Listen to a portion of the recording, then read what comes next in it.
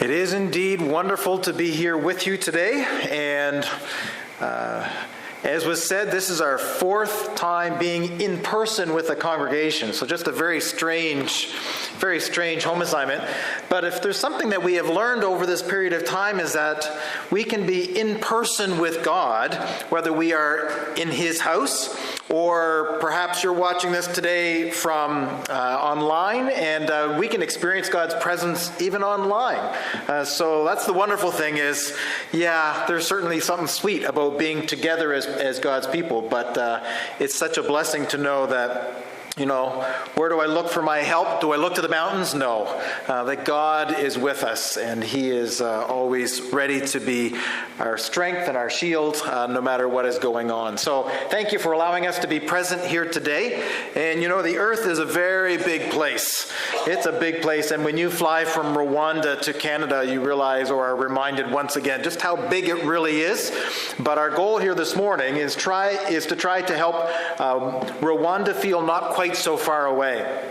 We firmly believe that what is going on over there is not our ministry, but rather that God has put us in a position to facilitate a ministry that we are doing together with people such as yourselves.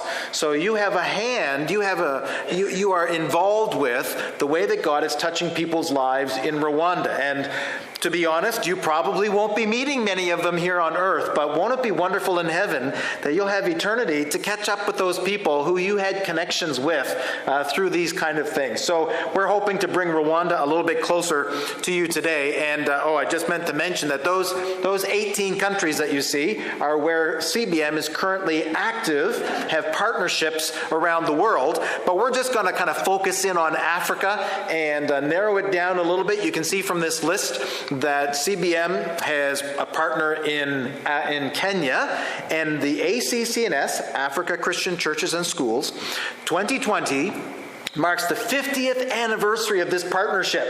50 years we've been walking this journey together with our partner there, and there was going to be this great big celebration, but you can guess what happened. Unfortunately, that celebration had to be postponed or whatever, but we still celebrate this wonderful partnership. We have a partnership in South Sudan.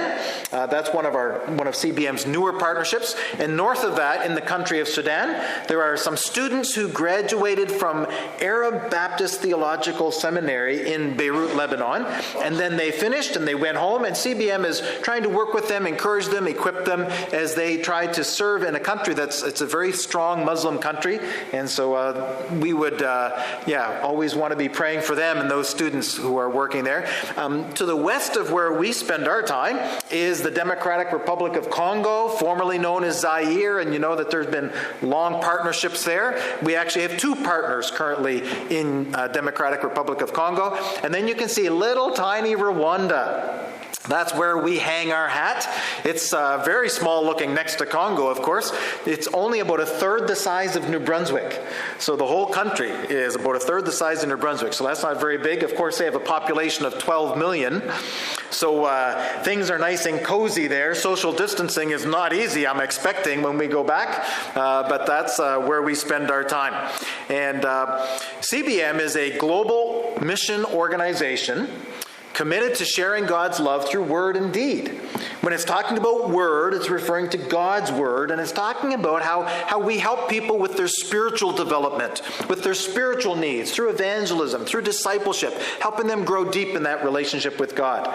The word, when it's talking about deed, then that is referring to how we reach out and help people with their community development needs, we could say, dealing with relationships or lack of income or health issues, those types of needs.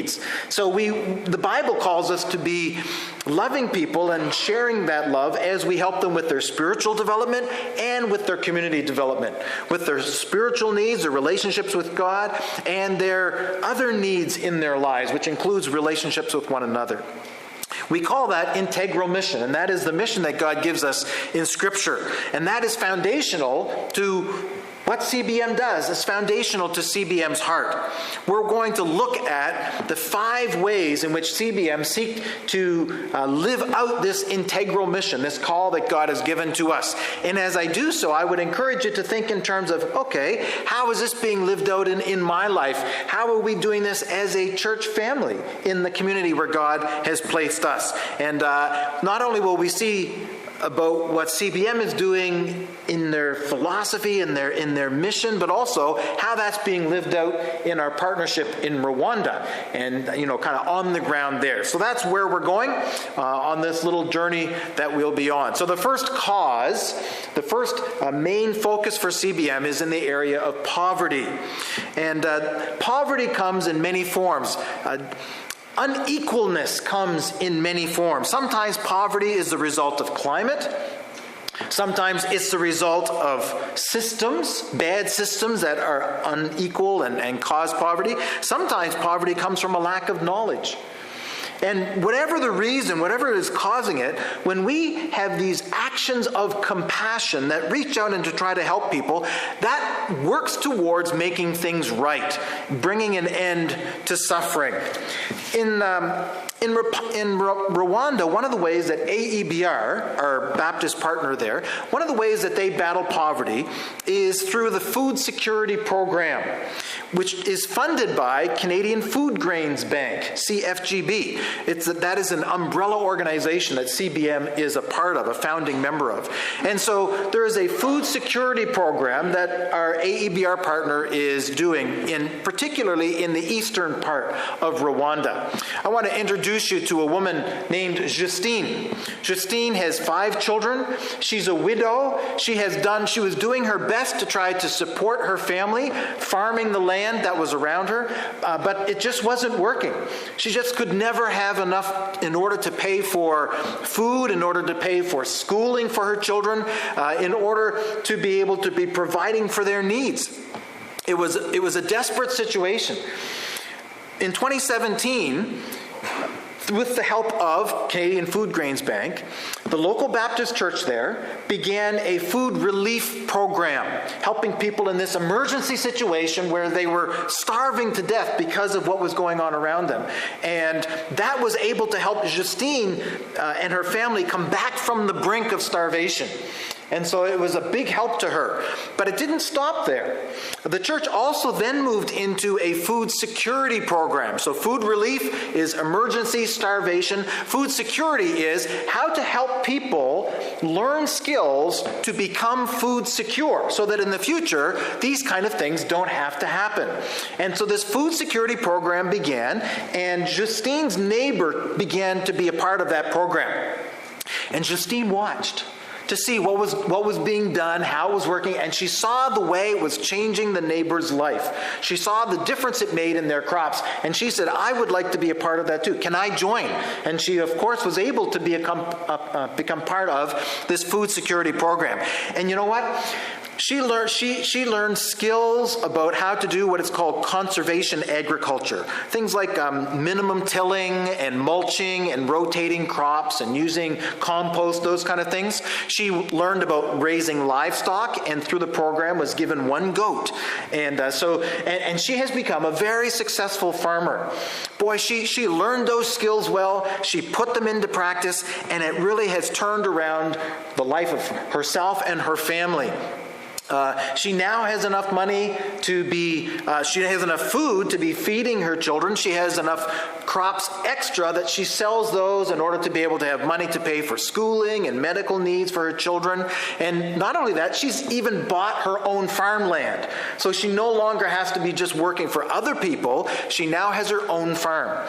And she is so committed to wanting to share the joy that she has experienced and this blessing that she has experienced, that she has set apart part of her land for a demonstration plot. And that means on this plot, she plants half of it using traditional methods, and she farms the other half using conservation agriculture. And as the neighbors see the difference in the success of those crops, they say, wow, I want that. Can I be a part of that too? And so she is sharing the blessing of what she has experienced herself through the food security program. Now, the AEBR are very much active.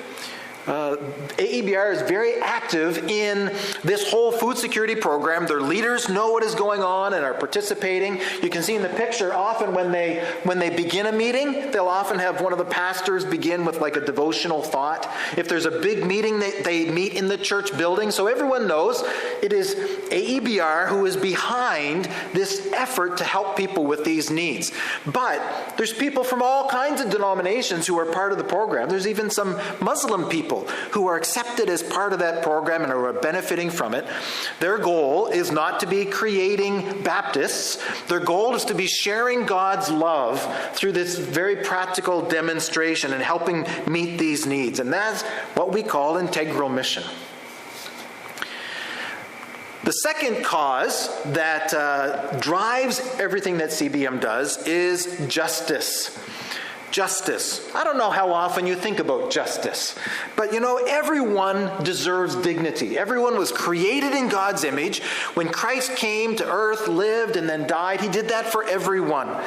This truth of dignity in each person is what motivates us to action.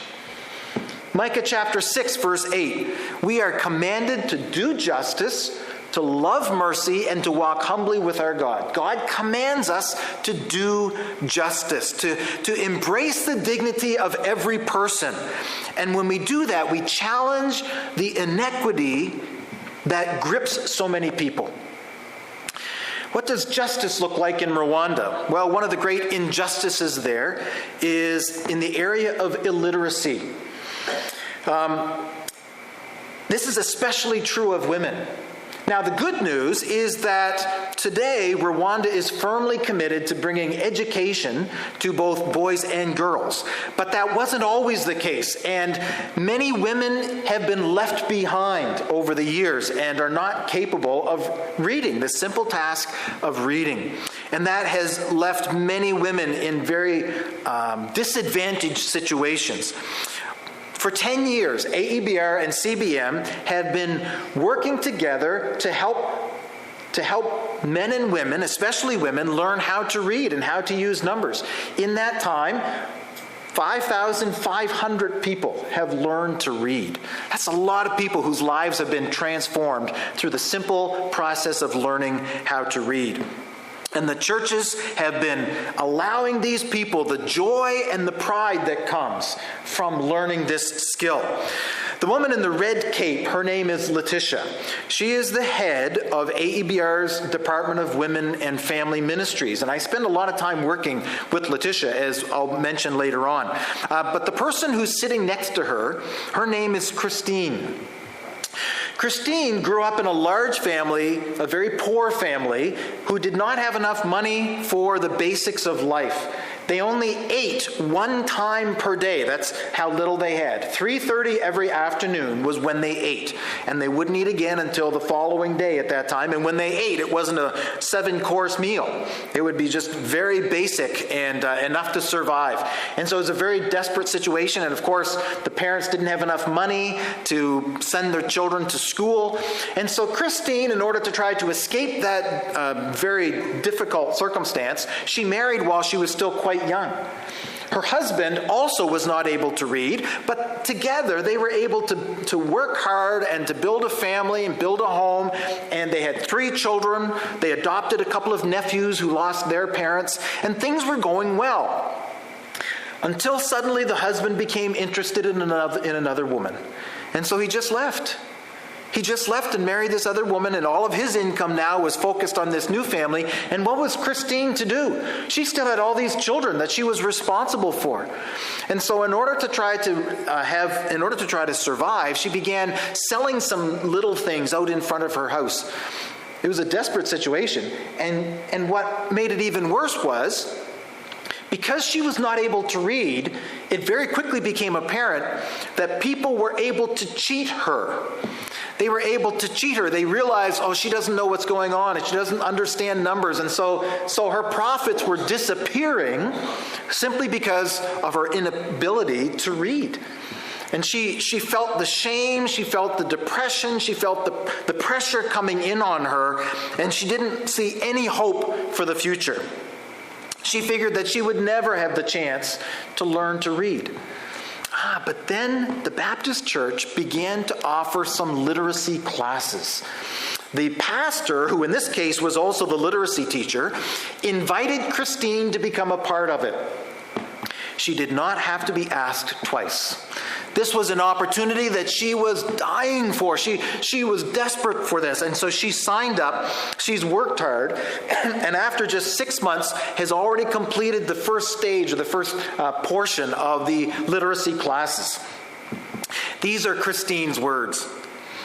Even though I still have a long journey to learn more and to know many things, I never have to fear because my shame has been finished and I'm ready to continue learning even after graduation. I have a hope and my confidence has risen. I now believe in my future more than I ever have before. She is now hopeful that she is going to be able to run her business in a way that will provide for her family. She is excited that she can now read the Bible herself and have a whole new relationship with her God. She is committed to helping her children learn how to read while they're still children. And she wants to help other women who were in the same situation that she was in. She is so thankful that this is what she says. She says, "We give our thanks to CBM for accepting to carry our burden. And through AEBR, this opportunity came to a miserable woman like me. May God bless you in everything." Do you sense her blessing on you today? Do you sense that? This is someone who has experienced justice in a fresh way. This is Christine. The third cause, which is a priority for CBM, is kids at risk. We all love children. We all love children. Oh, thank you. Yeah, the slides are playing a game on me here today. Thank you, Laura Lee. Kids at risk. There we are. We all love children. And the unfortunate thing is, in this broken world, there are horrible situations that are particularly tragic for kids to experience. Despair caused by poverty, suffering due to trauma from conflict and war, physical damage inflicted by chronic hunger, the inability to have education. As we work together with our partners around the world, CBM helps to provide hope and possibilities for children to arrive at adulthood healthy, whole, and healed. Despair is left behind. Let me introduce you to Daniel. Daniel is 18 years old. He comes from a family with 4 children, and each child has a different father. Very poor. When he was only a year and a half old, his parents separated and divorced and then married other people. And Daniel was raised in a house where there was no love. When he was born with a leg disability. This was a disability that could have been corrected. However, because of the poverty in his family, because of the strife and the fighting and the disunity, his needs were simply neglected, ignored, forgotten about. And his life spiraled downward. His stepmother, his stepfather both mistreated him terribly as he bounced from one family back and forth to the other. They told him he was useless. Even his own father was so cruel to him. At one point, his mother and stepfather were given a pig. And so the father said to Daniel, "Oh, finally, we have a job for you. You look after this one pig. That's about all that you can do." His life was one where he had no concept of what is it like to be in a family where there is love. And because of a lack of funds, he never was able to complete school. It was a very dark future for Daniel. Then 2 things happened that turned his life around. The first was that he had an aunt who took him into her home. Not only did she provide for his basic needs, but she said, "I'm going to teach you some skills." And so first of all, she taught him how to take these thin plastic strips, which were available, and to knit them together to make these bags that you can sell in the market. The other thing is that she has a machine that uses yarn and can help knit items together. And so she taught Daniel both of these skills, and he learned them quickly and began working hard at it. The other positive thing that happened was that he began to sing in the youth choir at the local Baptist church in the village of Mahoko. And Daniel not only enjoyed singing, but he caught the notice of the pastor, Pastor Isaac. Isaac took an interest in Daniel and saw the potential there, and so he allowed Daniel, he arranged for Daniel to become part of the Orphans and Vulnerable Children Project. This is a program which is funded by CBM that helps to pay for children to be able to go to school. It pays for things like tuition and materials for working and clothing, their uniform. It allows them to be able to go to school. And so Daniel was able to go back to school. He's currently in grade 11. He works very hard, studies diligently, and is getting good marks. But he also tries to manage his time so that he can balance doing studies well with continuing to use these skills that he's learned to create these things that can be sold in the market. And his goal is not only to provide for his own needs, he also has a goal to be able to be helping other people who have had similar circumstances in life. It's not enough for him to be looking out for himself. He says, even though I have so little, his heart is going out to those who are struggling even more than he is. And so he is wanting to be reaching out to those kind of people.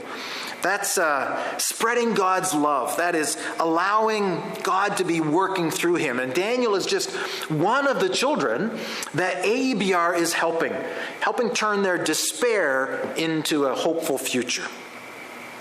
The fourth cause that CBM is working toward is called Build the Church. Build the Church. We are greatly commissioned and we are greatly commanded to love God, to love others, and to tell people why we are doing that. That's the mission that God has given to us. And God's plan is to use the local church as the tool for building his kingdom. Wherever you go in the world, it is happening through the local churches, like this one. And that is how God is at work. And so for that reason, all around the world, CBM is working with their partners to strengthen and build up the body of Christ. When God's people are encouraged, when pastors and church leaders are equipped, fears are conquered and God's love is spread far. This man's name is Jean. Jean actually works on a tea plantation. He is the head of a team of tea pickers. That means in the mornings, they go out and they pick the nice, fresh, light green leaves that are growing on the tea bushes, and that's what enables you to have a delicious cup of tea in the morning. Well, that's what Jean does. But Jean does more than that. He's also a pastor at a local Baptist congregation. He's a bivocational pastor, and he felt called by God to be leading these people, but the problem is he doesn't have enough money or they have the opportunity to go away and study and learn about the Bible, to learn about pastoring, to develop those kind of skills. A few years ago, the regional pastor in his area saw this issue with Jean and that were being faced by other pastors like him, and he said, I want to start something to help them learn and grow. And so he started a regional Bible school. That means that about once a month he would gather them together, and in a local Baptist church. He doesn't have a school building or anything like that. It's a very simple church. They gather together and they learn and study together. And then he is able to use what he has learned in order to go back and pass that on to his church. So he learns some stuff from the Bible, and then he goes back and he teaches that and he preaches it. He learns some skills through these classes, and then he goes back and he uses them with his congregation. And it has been such a blessing to his congregation that the church has grown. And they recently completed a church building project. They had to build a new building because the church is growing. It is developing. It is doing so well. And Jean's ministry has been transformed because of him being able to be part of the school. Now, let me tell you something that's interesting. When Jean's boss at the tea plantation, heard about this regional Bible school, he actually encouraged Jean to go. He knew that Jean was a pastor who was struggling, and he says, listen, the church is close by, the school is close by. On those days, once a month, it's like a 3-day period. He says, you can go and you can study, and then you come back and keep working here. And so with the invitation of the regional pastor and the encouragement of his boss, John has just begun to flower, just blooming so well as a pastor, and his church is being blessed because of it. So you can see him here with one of his teachers and with some of the other pastors as they studied together. I visited this school twice in the last while. This picture is from just back in February. I was teaching a course on the Old Testament and just really enjoying being with these students. Some of them have to walk 3 hours on paths, mud paths in order to get there. So, you get up at 6, walk for 3 hours, sit on a backless bench for several hours, and then walk 3 hours home again. Then you do it again the next day. That's the kind of commitment, that's the drive that these guys have in order to be able to learn and be equipped by God and used by Him in leading His people. So that's the fourth cause. The fifth thing that drives CBM's heart is called crisis response. Crisis response. When humanitarian disasters leave victims wounded and vulnerable, people often will turn to the church. They need not only help, but they need reassurance that God is still there, that God's people still care. And it provides opportunities to really make a difference in those times of emergency. And so CBM, with their global Baptist network, are able to be our hands and feet, reaching out and helping people in those places of disaster. Some of you, I'm sure, are aware of the terrible explosion that just took place in Beirut, Lebanon, a couple of weeks ago. CBM and its partner there were able to immediately respond and have been bringing some relief and some help in those kind of situations. And that is one of the things that is driving CBM's heart, is crisis response. In the last couple of years, there's been some opportunities for that to happen in Africa. In the country of South Sudan, which is one of the nation's youngest, one of the world's youngest nations, CBM have been active there.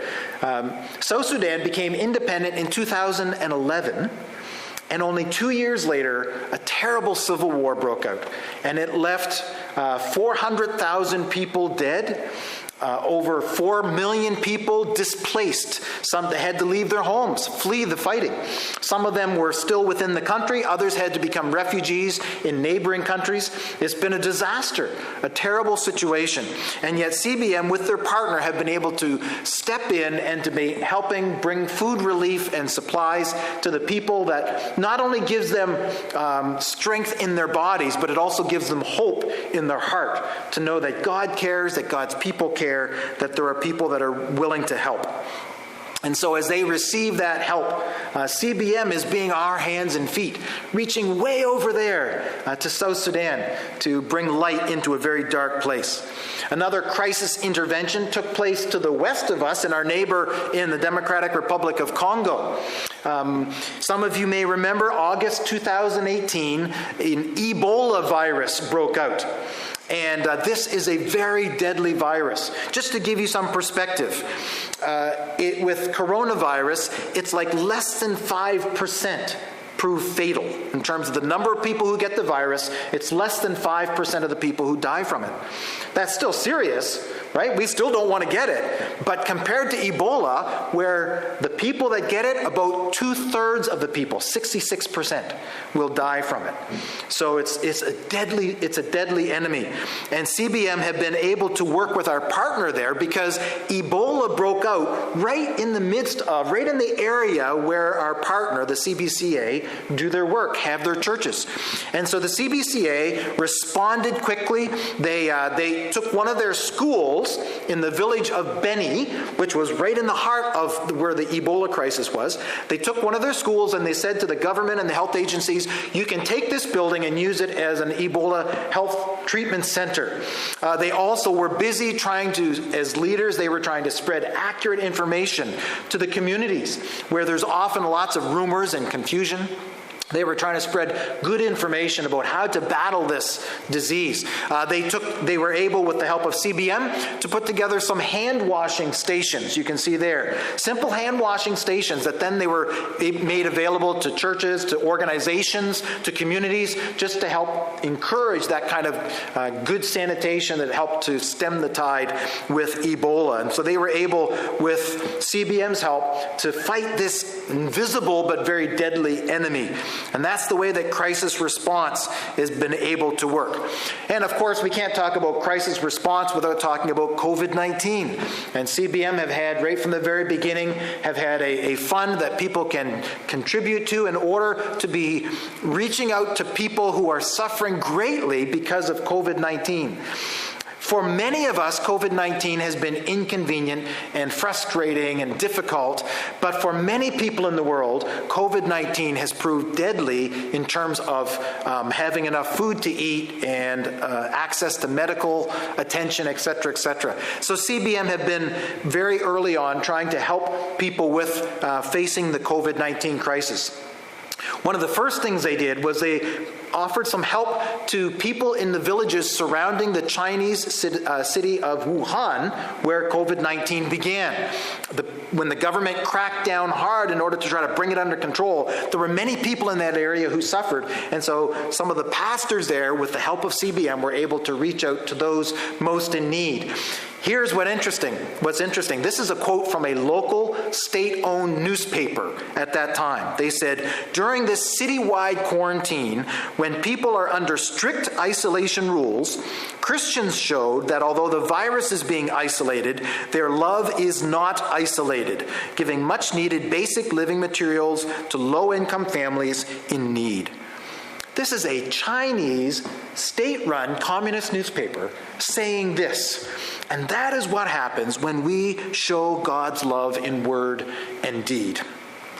So these are the 5 causes that guide everything that CBM does: poverty, justice, kids at risk, build the church, and crisis response.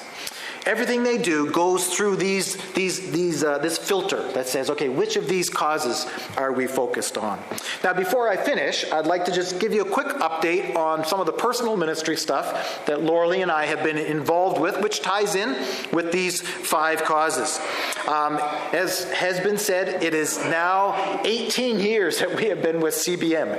18 years. Just to give you some perspective, our children are now 25 and 21, and they were 7 and 3 when we went to Indonesia. So we look at them and we say, man, we've been doing this for a long time.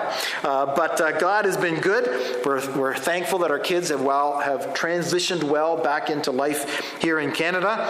And for ourselves, I continue to be focused on church leadership development.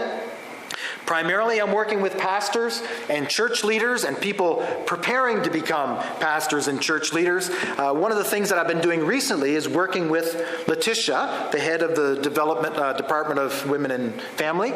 I work with Letitia on doing family ministry training.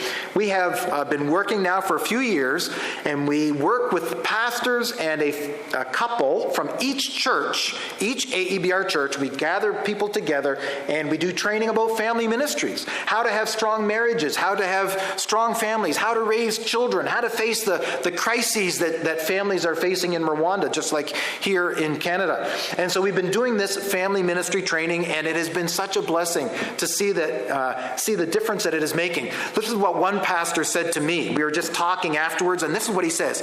"I have always had people coming to me with serious issues in their families, but I never knew what to say to help them because I never had any training. This is the very first time I have ever been taught these things. And now I am excited because I finally will be able to help these families." It's just very practical stuff that's been able to help them as they reach out to have stronger families in their churches. Another thing that I'm doing in my church leadership development is called Emerging Leaders Initiative. I'm working with some Rwandan colleagues, and we work with a group of 20 men and women between the ages of 25 and 40 who have demonstrated leadership ability in their local churches, and we are trying to help them learn leadership skills, help them understand leadership character, leadership heart, so that in the future they will become a wonderful resource for AEBR as they continue to move into the future. This will be a group of people they'll be able to draw from to have strong, godly leaders to continue to lead them in the days ahead. So that's an exciting thing that I'm a part of. For Laura Lee, she continues to work in the area of logistics. She is skilled in organizing, and the way her mind works is just wonderful in helping things such as short-term sent teams that come from Canada and will come to Rwanda for a couple of weeks. And so she is the one who helps to make that experience meaningful, not only for the Rwandans that are there that we're working with, but also for the team members who are coming. In order for that to happen, there's just a lot of things that need to be organized. Finances, accommodations, schedule of activities, transportation, food, orientation, and the list keeps going. Many things that have to be organized. And so Laura Lee is able to do that before we came back to Canada. She was busy getting all those details organized for the 3 teams that were to be coming to Rwanda in 2020. But unfortunately, because of COVID-19, they've all been postponed. We're not really sure when they will start up again. You can be praying about that because it's such a meaningful ministry. It makes such a difference in so many people's lives. But we look forward to the day when she can be doing that once again, and we can be ready to welcome teams coming from Canada. Besides the sent teams, Laura Lee also does the same organizing when there is a conference involving CBM staff. One such conference that was happening recently was called the Africa Leadership Exchange. We had 4 key leaders from each of our African partners coming together over a 2-year period, and they would be learning and studying together, strategizing together, figuring out how can they work together. Besides, outside of the relationship with CBM, how can they be working with one another? And when the 2 units happened in Rwanda, Laura Lee was responsible for organizing the details of that conference. And she does such a good job that they honor her by referring to her as their mama. That is high praise coming from these people to call Laura Lee their mama. And they just really appreciate what she has been able to do to help make that conference take place. Of course, we don't work alone. We work as part of a team. Our team leader's name is Andre Sibumana. He's a Rwandan man who we've worked with for many years, and now that Aaron and Erica Kenny have returned back to Canada last year, they're no longer our team leaders. Andre is, and we really appreciate him, his vision, his passion, his humor. We just really enjoy his leadership. Gato Munyu-Masoko is a peace and reconciliation specialist, and he lives in the city of Gisenyi, just across the border from Congo. And so what he would do is he would go each day into Congo and work with one of our partners there. Of course, that hasn't been happening during COVID-19, but someday he'll be able to continue doing that, and he's been doing online what he can. Carla Nelson is also a member of the team. She's the wife of former General Secretary Gary Nelson, and so she works here in Canada, but is our Africa liaison and education specialist. And so we appreciate what she brings to the team. And the newest member, his name is Polisi Kivava. He's the relief and development specialist. He lives in Congo, in the city of Goma, but he works with all the partners, all the African partners, especially about their community development projects, particularly focused on the ones to do with food security. So he's a wonderful member of the team. So it's a small team, but we appreciate and value each one, even as we value the role that you play in this partnership that we have in the ministry that is going there. And we want to just again express how much we appreciate what you do as part of this partnership, how you pray for us, how you encourage us, how you support us financially. And so we want to keep you informed. We have a newsletter that comes out about quarterly, and that gives you a glimpse into what is going on in the ministry there. And if you would like to see some of those ones, you can go to our page on the CBM website, and if you see down in the bottom right-hand side, there'll be several of our recent newsletters. You can just click on the link and read the newsletter. or click on it and print it off. We also have a blog that if you would like to read our blog, there's a green button there you can see, and that takes you to the blog. And again, that gives you just some glimpses into what is going on over there. There's also arrows if you want to send us an email, maybe you want to receive the newsletter, or if there's buttons if you want to support us financially on a one-time basis or something like that. So we just want to say how much we appreciate being with you here today, because one of the wonderful things about Home Assignment is we get to look into people's eyes and say, thank you so much for your part in this partnership, but that's been so hard during COVID-19. Most of the time, we're looking at a screen. And so today, we get to tell you in person just how much we appreciate Grand Bay Baptist Church. And almost from the very beginning, I think 2003 was the first year you folks started to support us. So almost from the very beginning, you have said, we want to be part of this journey.